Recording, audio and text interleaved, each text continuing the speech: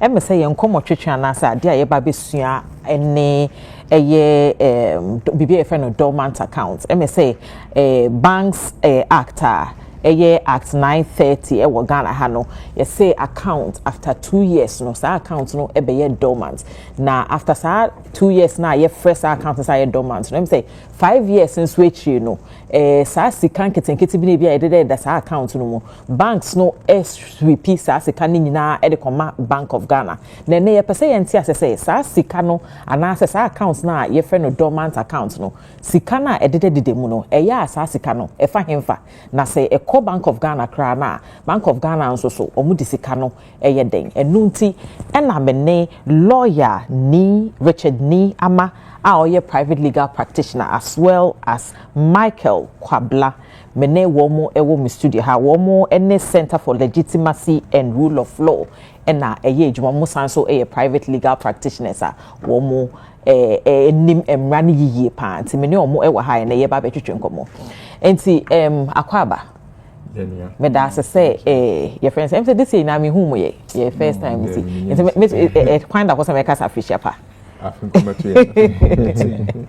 anyway I'm saying the topic na ye be discuss me akra me nije ho pa dormant accounts ye ka say dormant account mo money awa I say everything okay me fama Kwabla okay Anna okay so you can say dormant accounts in the context of Ghana, because dormancy varies from country to country, but in the context of Ghana, no, when a bank accounts it means that an account or account in a financial institution or a deposit taking institution for 2 years, and yes, you have not done any transaction on the account. And yes, it's different. Say, within that 2 years, no, say a bank make to me at the deduction be on If there's any interest, they will, you will have it. But you have not interacted with the account for 2 years. That is what is called a dormant account. Yes, and so in English, no, I say a dormant account is a financial account that shows no activity such as deposits, withdrawals, or transfer. For a long period of time, but in the context of Ghana, no, for 2 years. Yes. 2 years. Now, Obi baby say a day in the say he said 2 years. No, maybe I mean this can't I mean account anymore. And I said she nim enti na me konko yi. A day in the say me yet me munia. It was say me James dormant account anymore. Okay. Dormant account no ankasa sen kanya problem say mama mass history kakra usua banking history na on say bank ni nipa na ye adwuma wo hono na nipa na ye adwuma wo no mutumi study account na no menka say sa no mo yo won betumi study account na no mo sa mama we in time back account na say ahwa wo don saka ni sikakra na nimba so ati say and because of anything na historically no mo the bank buy na the sade na be share say yen free account be dormant account say mri bi twam na say wanye account no mu adwuma yen fa tabo onto account no so na yen ka say dormant account na me ba question no so say adinti na say ehia ordinary person no emri a wo Ghana ha ye de ye adwuma a wa wo boss the Banking and Specialized Deposit Taking Institution Act no say 2 years no so na one ko account no na bank declare no dormant na another 3 years back on na say 5 years no bank no emphasize account no enkoma Bank of Ghana for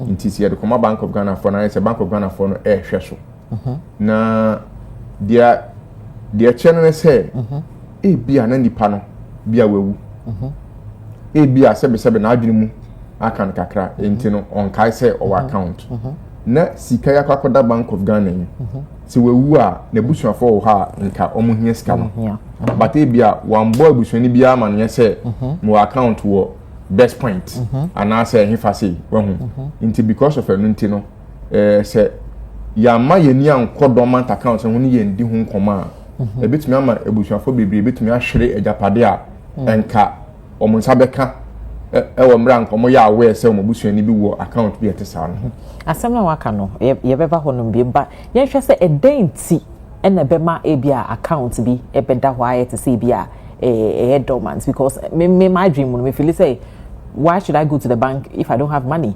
Me need to keep the other one me kwa try I den. But akoye me say accounts no say we are den say ye bra ye bo say o Ghana ye den accounts no was we den ubi ebi. And say me need can have me nko bank. Why should that really be a problem? Okay, so you can say the dormant accounts ni ba ni mostly migration. You can say obi to kwaya kwa brochre. And you know in our typical Ghanaian context, you know, obi to kwaya onkra or your investment to kwaya on can't share nebusian for because it's so big. Okay, so according to Abia, go to kwaya on desert, so maybe akotono no wewu. Life changes, institutional barriers. The main reason why for this advocacy is say we believe that and say who needs our bank account that you are not the target. Your target is say there are families who are Ghana ha.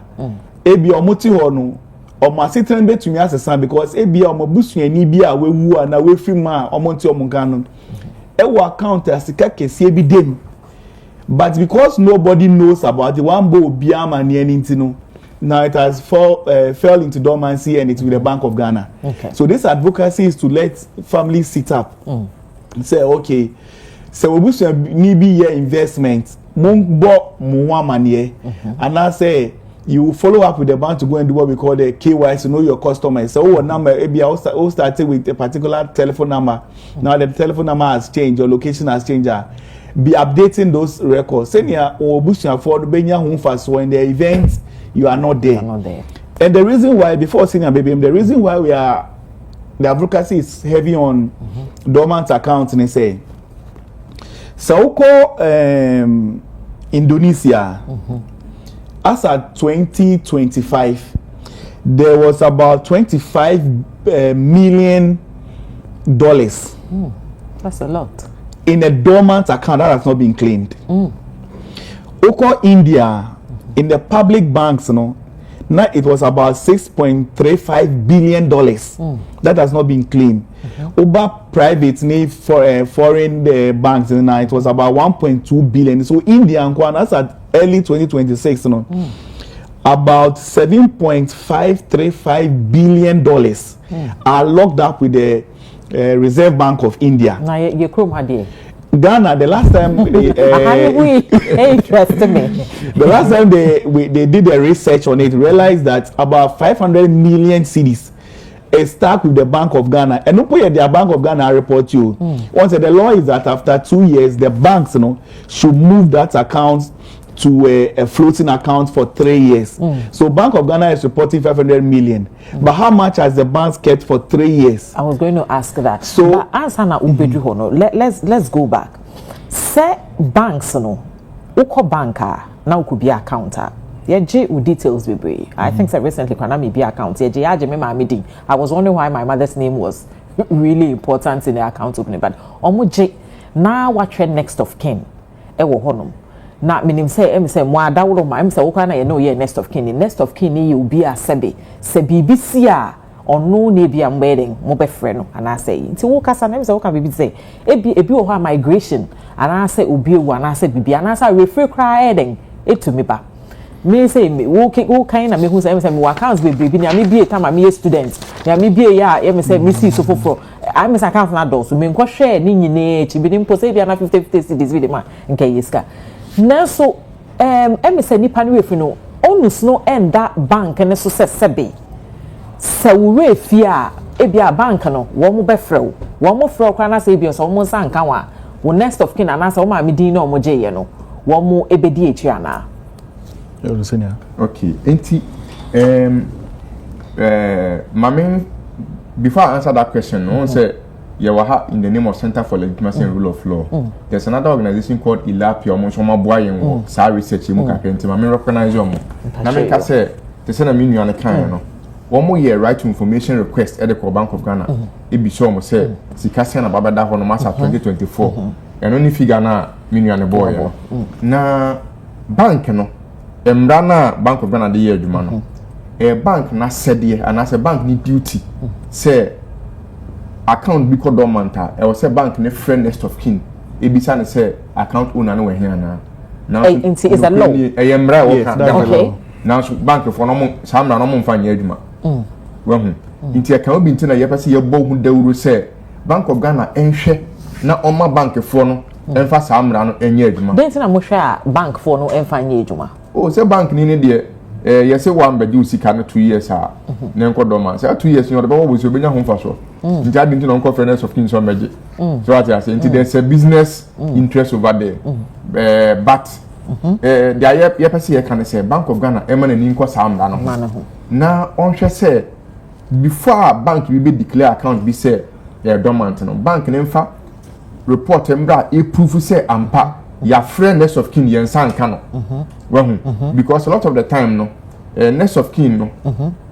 or you be a te say that o kan no say yenya won na say yenya no nti say bi a te say that me you kan bi a wa migrate we fi o man Ghana mu akoba bi enu nti na won ba kan no mu see your friend next of kin bi san say mami we hin obeka so o million etu kwan e bi kra na ibetumi age wo number wa abuchi e da ba be she account na so ma see what to me crack transfer ka we go account man na yeduma so ati ase ba bank for no mo mfre won emra ne kwa san so ka say bank for no every year bia wo mo publish list of dormant accounts omo e wo daily mu eno so bank na dodo na enye kakra bi na eye daily for some can say ni hobby ye fa say paper ya ha me people read but ye mrente o sen ko omo ye say social media na emails omo gigi na omo to me and send it and na san so kabiem say bank for nyina our website nti obi am publish dormant account list no e won the website eno so wo check here minimum banks no be ye 5 bi am check on website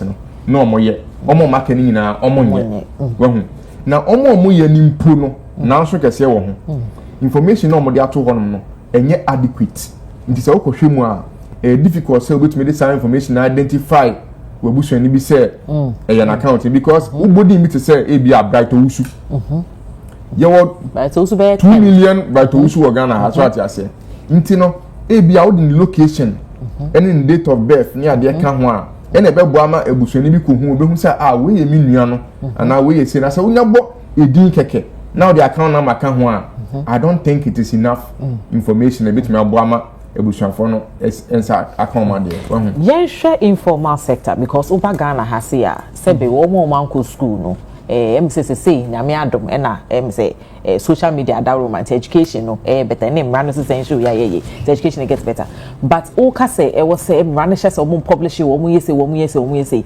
emra bi wo ho a protect wo mo because edwadifo bebre wo mo na scan kura wo mo nsam yi and like we said no yen tanka ni ayeye investment ayeye obi anka nchiro bia enti sankrofo no emra ne wo bibia e protect yo mo because ono go kan paper and we hu say bia asimesi anase ne maami anase ne sister bi edin ewo onko email onye yi nti them say ne omo wo no so far from what you said and next of kin no outside of that what happens to those people? So nothing really happens to the extent in the extent to say the law is clear that if you don't do any deposit withdrawal in the account 2 years it falls into dormancy. Within 3 years the bank is supposed to keep it in a floating charge or in a floating account. Then after 3 years, so 2 plus 3 5 years and transfer to Bank of Ghana. And they say one could DH and I say who him there the money Ghana the money is sitting at the Bank of Ghana's vote, but because you don't have knowledge of it, you are there. Okay. So that's why na senior can say OSHA section 143 of section 143 subsection 4. Right. Of at 930 near the Specialized Depositors Act I can say, and with your permission I may want to say, for the publication of dormant account information shall be published or advertised in at least 2 daily newspapers of national circulation. So in our context now, the baby are Ghanaian Times and our Daily Graphic, but in how many people read that? Yes. Bank of Ghana names so no the directive be by Emma banks they say they should add the next of kin, but like senior said, the banks don't do it because That's also the money they use to trade and give loans and all that. What we are also advocating is saying, fortunately now we have community community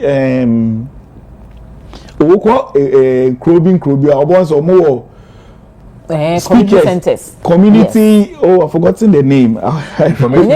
Community information centers. Yeah. Maybe instead of daily graphic, and as a Ghanaian Times and go for kind, we should incorporate the community information centers, because so would be account now. Would share baby a ufi.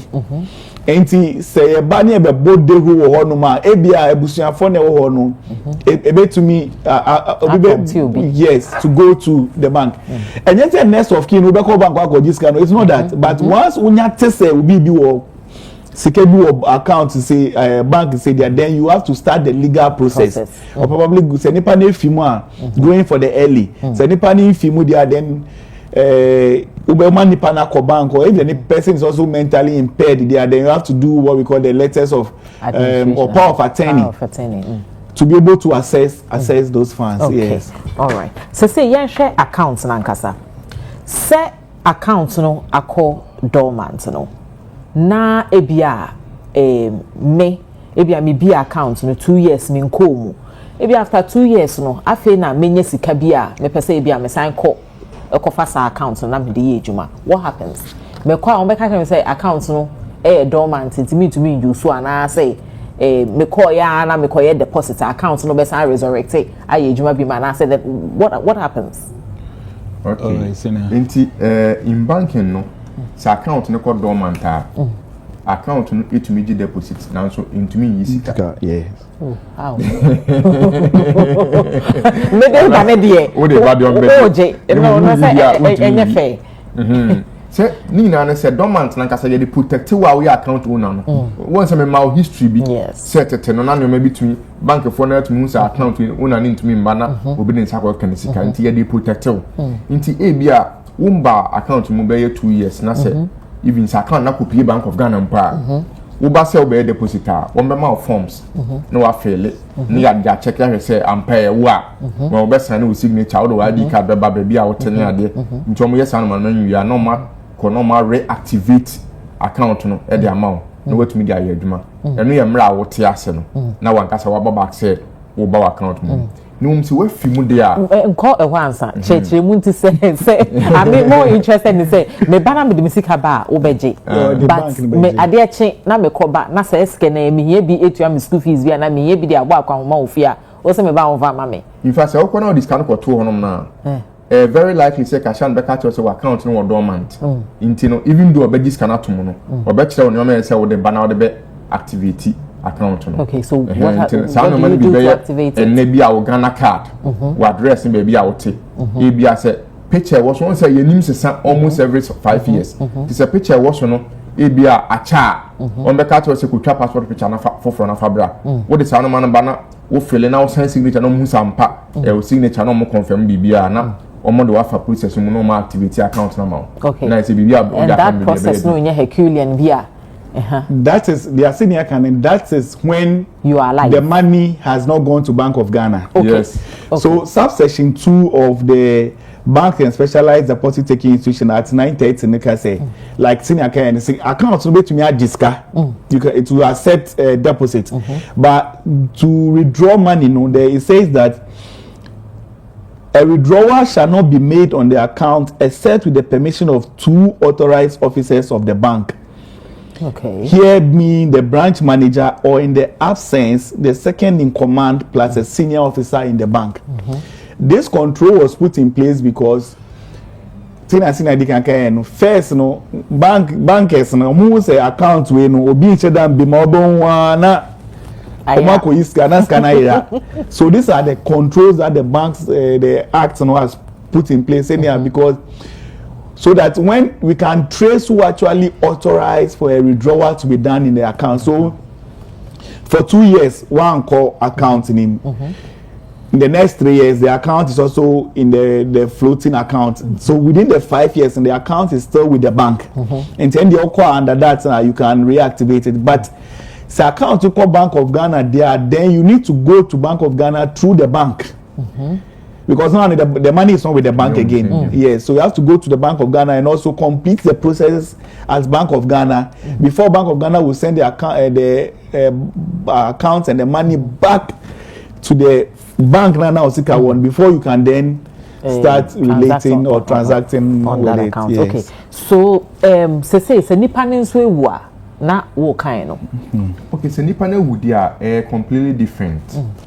Say nipa na ewu a first of all wa ba beka say nipa na ewu na nya wo na account ye wo dia. Nti wo kra no ye ntumi mfa sika na ewu account no ma wo ma no nye unless say ukuta ja ye frɛ no letters of administration. Say court ama otumi say wona betumi akɔche nipa na japade no. Na ho kra nso no before I answer you directly ma me fa bibi me sure obi wo kwampo a wawu ebusuafo na kwakoye early no ache japade na wi na nso mu nim sa account do ho nto ma mfa nka ho because wo court akoye early na wo a wo kwaji early no na be declare say esiamesi wuye no na japade a mi nim say owoni no wa list ni nyina into the bank account a onimi na wo de beka ho ansa na judge na ma wo early no so ati ase ti say wakwaji early na say bank account we ne nka ho a bank for no mo first can ma wo ntigi say wo ba na ubenya sa information no na san ko back kwa amende early no and some this kana ma no kwa yakọ say obi wu a e so banks aye nim Ghana high na uchinchin ho na hwe say asimesi your account wa ha asimesi your account one so problem na we say bank for no the same banking act na say and a bank account is supposed to be confidential inti say uko bank na say bank for ni nim wo pan say wunua na ewu yire na ewu ba na ewu no on be ka tell say you nim account no information omonfa bibia ma. Okay, so at this point nti no no part of our advocacy ne say when there's prima facie evidence and I say where nipa ne be de ne yaba ne death certificate aba mo ne ade no bank ne yanse samra no na ye ma kwan na bank ne ngi sa ade ne fanto file so na on disclose account information no because eno so your problem kese pa hiafo titiru di nti ameka say hiafo no obi etumi nim say o papa wa account e bia commercial bank but onim say bia balance o me be 3 cedi pe obi de sasem ne bia abeto obi de bia abeto anim very good also up a lawyer because no ogidi sesika na omo emso mo ko hu nyina ewie ni sika o mo boy ye no mo ye sika na eda ho no ko entumi ntua e ka ne ha enti but ono no so believe say sika na do so bank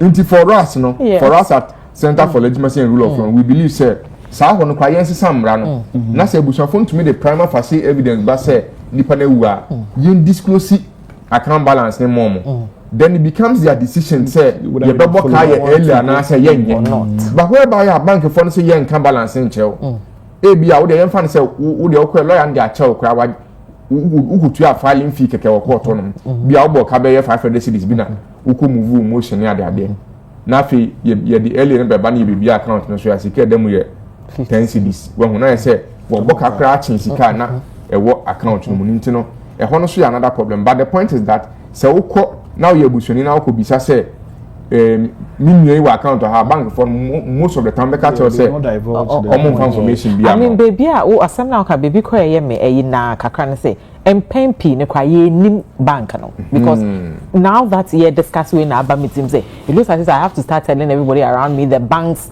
that I bank with because enye bibia o sorry a that one no say men can try see me say me bank wa ha me account ha nobody really does that and so I say someone no abeda bank ne so so say bank ne mum na e bi obi ma account ne so a e wo so omutu anamon e ko hwehwe nipa ne say na wo him because yes I dey ne say skanaka.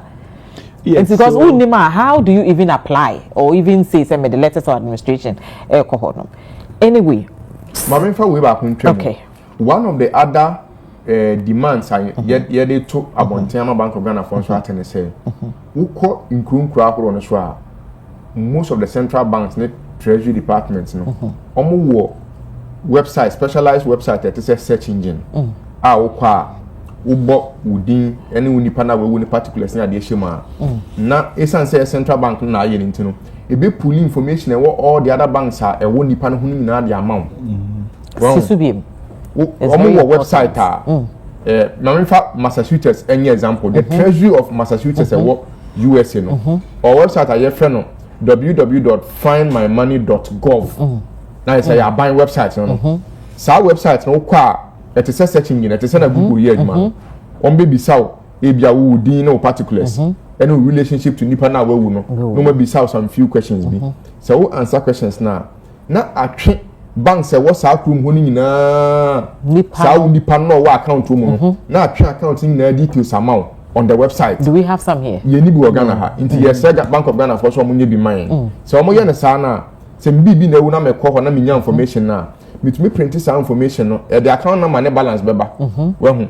Inti the ba na me the account the am lawyer de be kwa letter of administration ne ho na ma me no. Inti sa na ye kɔ court no ye nim se ye nua ya na ye papa no sika owoni na court agina so amayen early ni akwakoye de wo se ye bia. Okay, me ntwamano na me say yenkomo ne ye de yenkoje yenko break na yebra yebra no say wo UTV so and now hwe me ne lawyer Richard ni ama na ye Michael Kwabla na yesua de yenkonka mchenkrato ye ba na yato so say UTV so and now busu a wo hwe me say ne ya desua no efa dormant account so na me say yesua de bebre ne me hu say hu hia yen hwe account nketenkete say yeah started program me say me wo school no be account because what say room na nkofo bi the papers aba say by force be account now we be sometimes I think you just open it for opening six and every nkofo nim feel bad now we be na so much deposit so deposit na yeah usually almost say say account no we withdraw that should be the minimum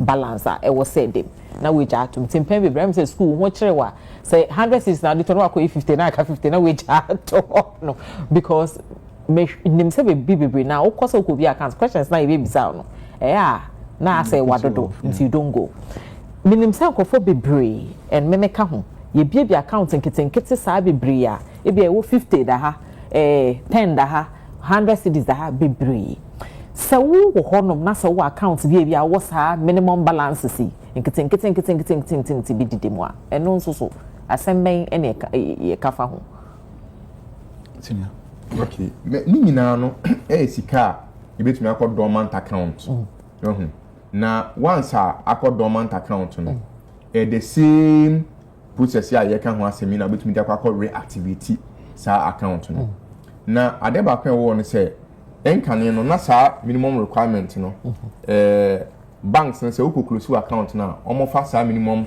deposit no but say Bank of Ghana yi sa de na fi wonom say so be account wo bank na also be closing account no na even 50 pesos po na aka wo ma yi na de ma no no fanko tete no de say ye de minimum balance ni tuma na ukose close account na bank na be fa ba ne enti sa bi ni say wo accounts wo bank keteketen sa na say opese wo di usika da be ya na say be call back to the bank no na do account na manaka ko momo we bi so mo say my account mo check ni status mo be ka say dormant and say bia e ko on claim funds Bank of Ghana into fa processing na mu na say sika nba na bi go account mo say opese wo to aso ya account na wa ye say wo mpen so a enem da na ma ho kwan say wutumi yi usika wo mu nyina na account na ye zero na bank for no o ma close account na mo okay yen share same say account bank account na ya adwen wo so but yen share investment account and afin so mobile money account and apart from mobile money account no susu for no microcredits for na wo so wo gigi scanning na do they also go through the same process semi wo mobile money account e bia na sika me didwa wo me phone so and me say e bia bibia to me e bi kwa ma adwen maka me ana me pra bibi sa sa sika no eda so te me mobile money account me ko ne so and also so the telco company no and as a microcredit company and as a susu for no what steps or almost man call bibi your friend or dormant account more and as say what's the process? Okay, so let's start with the first question about susu for no. Once it is a deposit taking institution or due sika the two on the law governs them. So it also falls under, they also fall under those dormant accounts, the process and all that. About mobile money, the law is a little bit different. Unlike the bank now, a year 2 years. Unko accounts in 2 years. The bank need they call floating account for 3 years. No, with the mobile money system, no, it is 12 months. So after 12 months, no, if there is no transaction on your mobile money account, we call them the dedicated electronic money issuer. Here being MTN Momo or Telecel Cash. Previously, so once a year was Tigo Cash. When I say Airtel Tigo Cash, yes. So after 12 months, that account balance should go to a floating account with either any of the banks. Okay. Then within 3 years, if there has not been any activity on it, then you transfer to the Bank of Ghana. Okay. But what I say? Nti semeto wasia telcos no omo dormancy no started for 12 months. Correct. And after 12 months, they will elect the bank na womo epe. No mo de sasika no akakoma omo. Of course, once a telcos in mobile money way, they have a financial institutions they transact business with. Okay. So the law is that after 12 months, if there has not been any transaction on their accounts, they move. But before they move, they are supposed to do something. They are supposed to send text messages to you, the account holder. They are supposed to contact your next of kin. In fact, the rules governing mobile money and the normal traditional banks, in law we will call them their pari material. They are virtually the same. They are supposed to contact you by text messages, contact your next of kin. If at the end of the day they don't then after 3 years, then they move to Bank of Ghana. But mobile money, they know a little bit. The nuances now only a bit different. Say if once they will move from your wallet to an account. If an interest falls on the account, the law mandates them say almost percentage in mobile money balance now almost a certain percentage. I was going to come and see maybe say accounts na called dormant no. For instance, if it's an investment account maybe a nipa na into every month is supposed to earn an interest.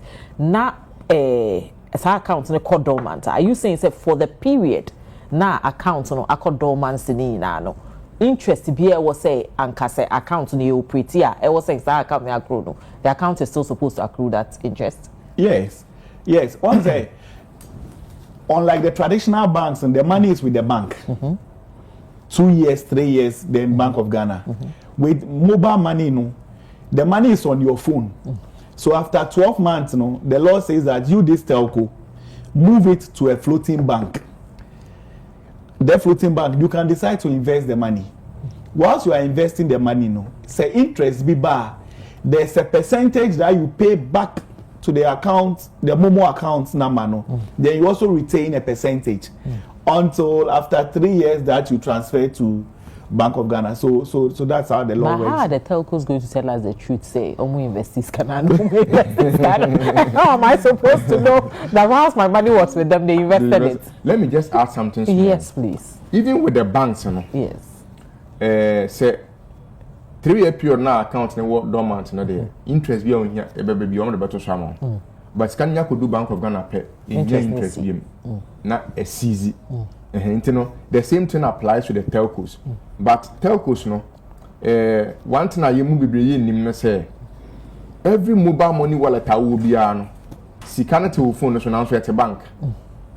Agent now will be already some mobile money account amount in bank or the mile, but one can't tell. Will be our mobile money account normal link it to banking. This is a dormant now. Sa bank now agents na link your account into no. You don't know this kind of quarter. Okay. And no more 3 years now. Canada bank on no. Since Kenya interest be a set mobile money for the bedis can say come call you many years can. This interest be a bass for yamfa kakra emegu wallet no so almost some no so almost omunya be fanya. But if you walk Bank of Ghana and say interest be a maybe. To add to their missing, and I have the numbers here. So once the law mandates the telco ni say don't invest the money in anything that will expose the account holder. So don't go and invest in a Ponzi scheme. But invest in government securities. Until recently, debt exchange and government securities were the safe. In fact, it's still the safest form of investment that you have. So we invest in government securities. The law is that keep 10%. Who the bank now YSI investment keep 10%. the mobile money operator and here being MTN, Tigo cards, Airtel, and all those, you to keep 10%, and then give 80%, add the 80% to the principal of the account holder.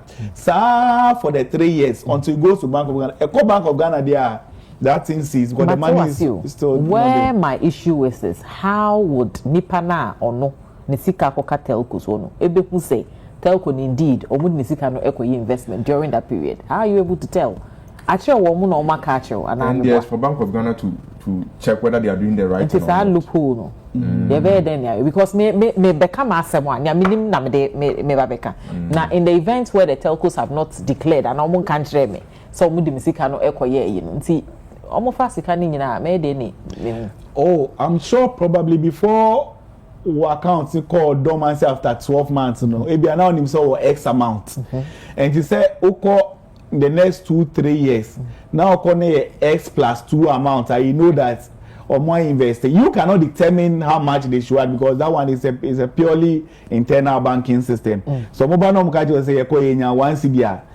I think I'm a lawyer. Now I go be say because whatever anyway. Enti yen share me say what can it be brave? Say me say o say bank no anka the right thing also mo yen say ko be next of kin one year but ye na ye nim say wo mo enye. Say ye who say bank no na nke wo so mo tu sa na mo no na o ma entu sa na mo na. Say me ebia me na ye di me di ade e wo ebia me busu ni na we wu no. Na say me hu a can I sue the bank? I think that before you sue the bank, the bank has a regulator. Normally in law school, no, they teach us what we call the ADR. And most laws now, it has an inherent ADR. So for example, if it's a labor issue, you don't get up automatically and go to the court. You have to make use of the labor commission. Right. So you have to write to the Bank of Ghana, and Bank of Ghana, they are very responsive. I think they have a whole unit that handles such complaints.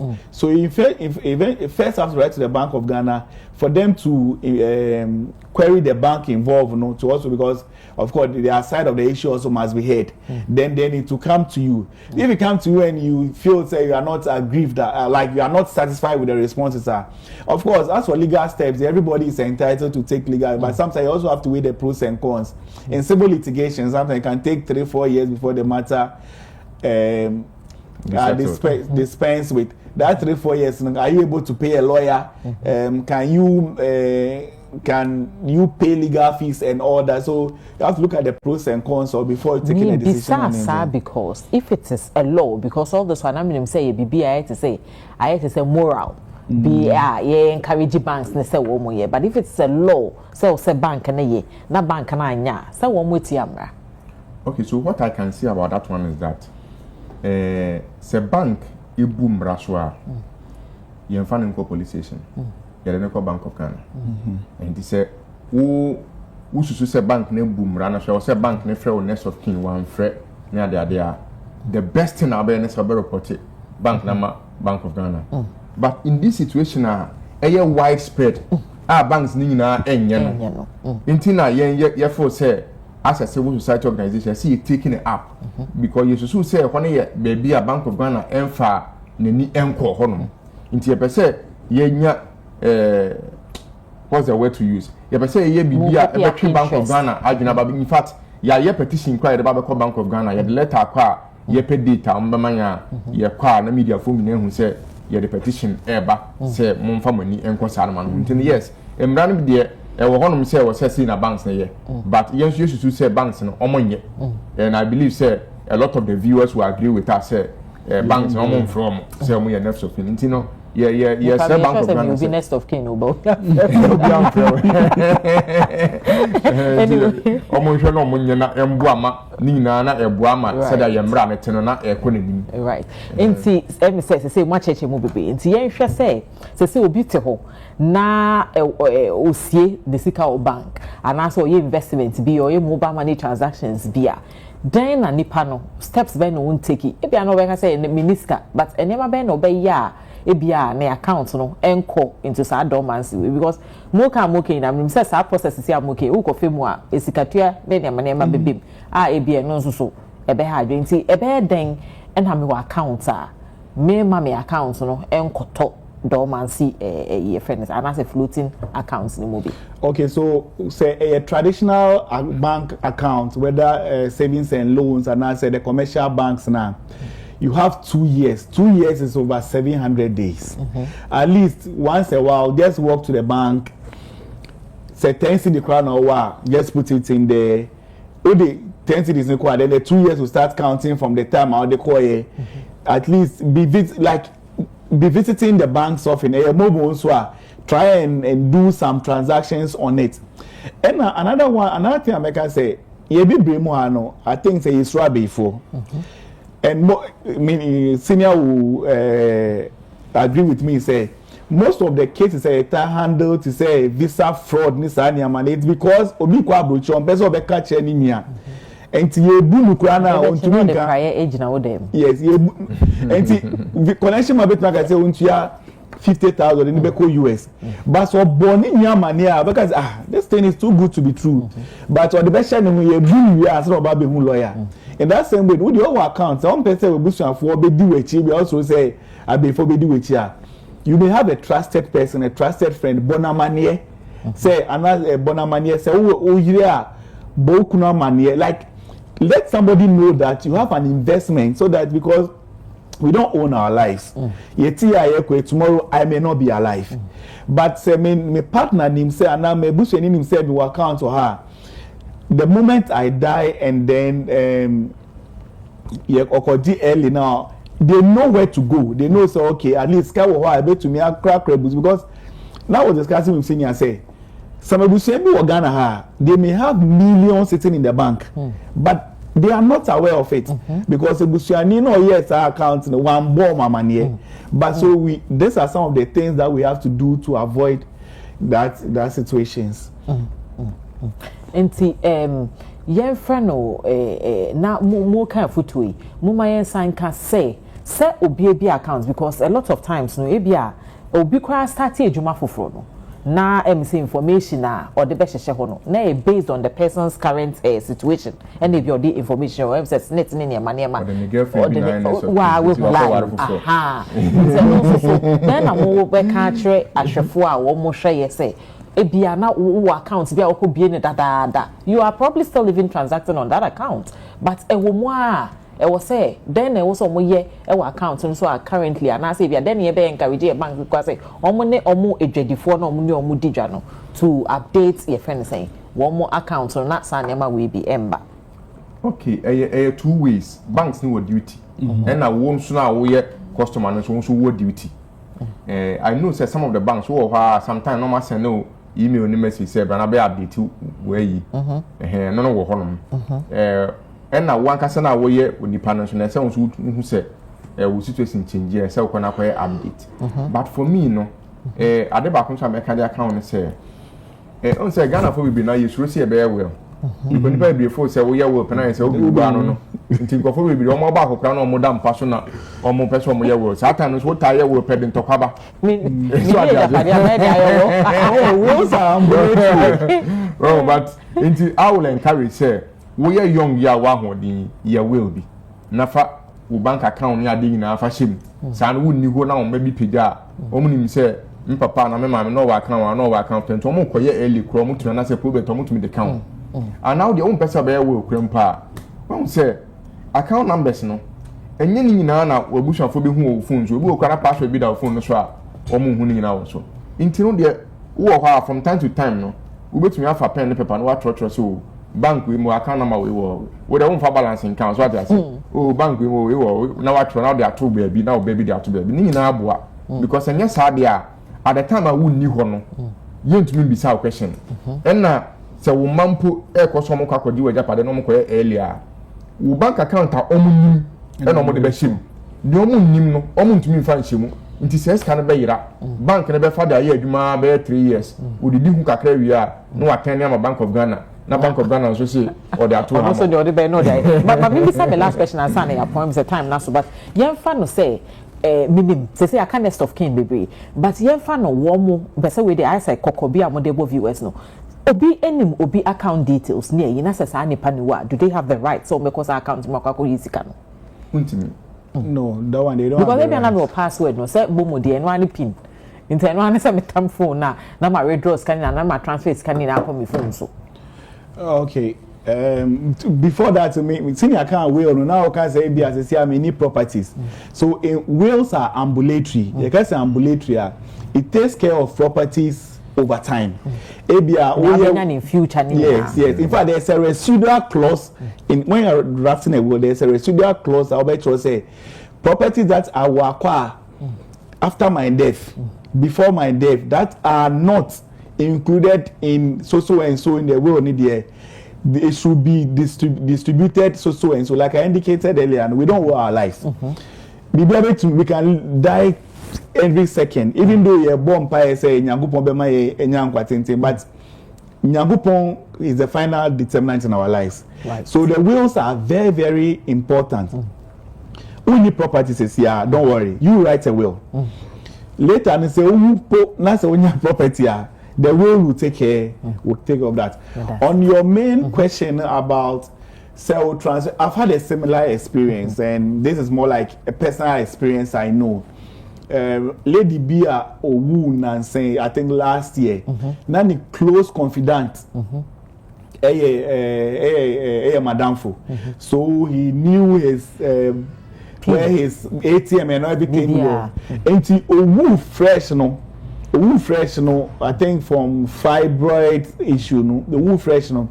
The guy confided in me, say they had to quickly go and withdraw money from the bank to take care of, because if later, no, the banks find said there's some conflicting data, it could also be a criminal action.